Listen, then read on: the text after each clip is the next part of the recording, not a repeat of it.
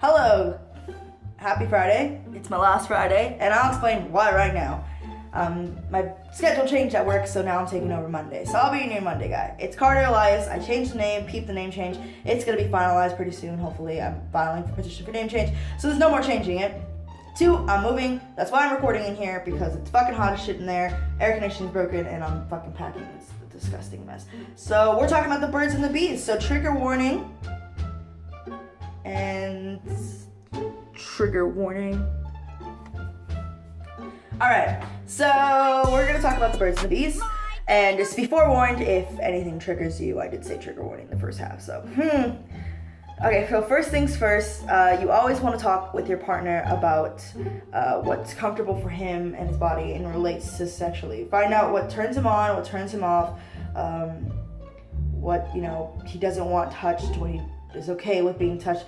Communication before you guys even get into the sexual intercourse is fucking key, because you don't want to make them feel dysphoric, and if you do, then that turns them off, and they're definitely not going to want to try down that road again, and you just don't want to do that to them. Also, number 2, find out the body language which he uses for his genitalia, what language he uses it. You can call it his junk, or you can call it anything else, but if he calls it his junk, then you want to ask this before, because he can be like, oh, I want you to do this to my junk. And then instead of just being like, what is he talking about? Also, don't assume that because your partner identifies as male, that he will necessarily scorn sexual contact with his female body, because some trans guys are okay with being touched down there in their junk area before pre-T and after T, and some aren't that are pre-T and after T because they don't feel comfortable, and that's dysphoric to them. Again, communication is fucking key. If you don't have communication, then you'll never know. 2, also be prepared for some super sensitiveness, because if they are on testosterone enlarges the clitoris, which is basically known as the female part, which makes it larger, and it makes it a lot more sensitive. So it's just there are going to be a lot of changes down there, just so you know. It's going to take a lot of people, it's going to take a while to get used to, but just so you know that it's going to be really sensitive for him, so he might just, come off a little easier than you, if sometimes not. Yeah. Let's see. Okay, so strap-ons. Also, strap-ons, or which are dildos, or these little things. This is not an STP like a rod. This is just an STP, but they have things where you can stick an erection rod in it, and it has a pleasure thing in the front and all that stuff. Those things are going to be awesome. They can be a blessing and a curse at the same time. But be aware, even those of us who don't, or you yearn for the peen, don't like attaching a fake one, just so you know.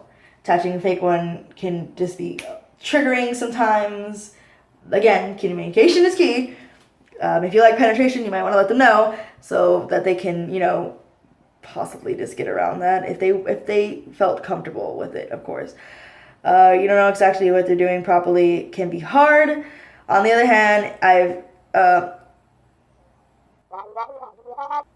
okay, so there's a lot of trans guys, I guess it says, according to this article, that like strap-ons, but if you do, cool. If you don't use them, cool. Okay, as hard as it's gonna be, you might need to accommodate to his body issues, being dysphoria. Okay, if he's pre-surgery, pre-op, if he's pre-op, you don't want to trigger him if he doesn't like being touched here or down there. If he's post-op, most of the time he'll be cool with it, but of course, you'll want to ask him beforehand, because they don't want to be reminded that all this stuff is female body. But at the same time, if he doesn't want to be touched and he's okay with desiring you, you might not want to stop him, because, some trans men are okay with just giving you the deal. Giving you the D. I use that. Let's see. Oh. Also, just so you know, if you have a trans man who's on T, be prepared, because he is gonna be horny. Just a lot of horniness. Just so you know. I heard about it. It's just the way it is. I'm sorry. And also, be safe with your partner. If you want to use a condom on your strap-on or whatever, that's fine. Always practice safe sex if you are touching genitalia. If it's okay with touching your junk, you also want to do dysphoria. Always have a conversation with them beforehand. I don't have mine with me. It's out in the car because I just don't want to have a conversation with my family. But it's basically, I use this to, I clean it with a cleaner, and then I use this on basically my packer and that, so it keeps it nice and fresh, just so you guys know. And